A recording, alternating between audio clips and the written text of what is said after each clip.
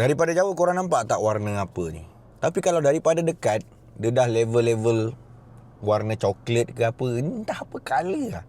Casing ni brand daripada Skin Arma. Skin Arma ni satu brand, kalau dekat social media aku jumpa casing dia, semua casing dia aku nampak macam berminat. Dia nampak macam lawa lah.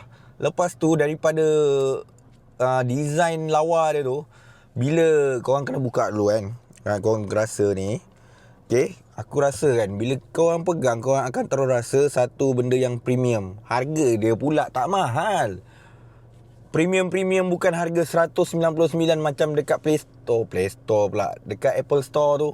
Itu memang mahal lah physical shop. Ni korang beli online murah, tak mahal mana pun. Yang aku punya ni pun dalam RM40 lah. Skin Arma, semua model-model dia, design-design dia macam cantik-cantik. Solid pun solid, durable, tahan lasak. Cuma warna memang lah cepat kotor. Penting sangat sebab aku suka warna putih. iPhone colour putih ni memang terlalu handsome bagi aku.